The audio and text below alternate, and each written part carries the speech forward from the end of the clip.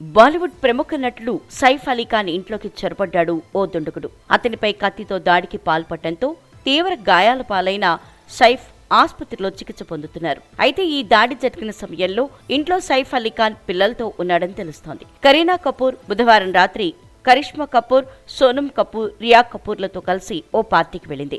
కరీనా కపూర్ కూడా సోషల్ మీడియాలో party ఫోటోల్ని share చేసింది. దానికి గర్ల్స్ నైట్ ఇన్ అని క్యాప్షన్ పెట్టింది. దీనిని బట్టి దాడి జరిగినప్పుడు ఆమె ఇంట్లో లేదని తెలుస్తోంది. ఒకవేళ ఇంట్లోనే ఉంటే సైఫ్ తో పాటు కరీనాకు కూడా ముప్పు ఏర్పడి ఉండేది. కాగా గురువారం తెల్లవారుజామున సైఫ్ ఇంట్లో చోరీ యత్నం జరిగింది. నిందితుడి కోసం పోలీసులు గాలిస్తున్నారు.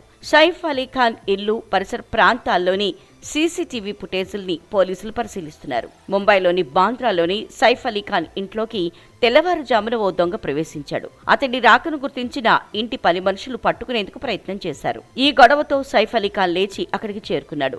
ఆపై అడ్డుకునేందుకు వెళ్లిన సైఫ్ పై దొంగ దాడి చేశాడు. దీంతో నటుడి వీపు భాగంతో పాటు 6 చోట్ల తీవ్ర గాయాలయ్యాయి. సైఫ్ అలీ ఖాన్ వీపు ఎముక దగ్గర లోతైన గాయం కావడంతో వైద్యులు శస్త్రచికిత్స చేస్తున్నారు. మరోవైపు సైఫ్ అలీ ఖాన్ త్వరగా కోలుకోవాలని ఆయన అభిమానులు ఆకాంక్షిస్తున్నారు. ముంబైలోని లీలావతి ఆసుపత్రిలో సైఫ్ అలీ ఖాన్ కు శస్త్రచికిత్స జరిగింది. సైఫ్ అలీ ఖాన్ పై దాడి కేసులో ఇంటి పని వాళ్లపై కూడా అనుమానాలు వ్యక్తమవుతున్నాయి. నటుడి ఇంటికి 2 ద్వారాలు ఉన్నాయి.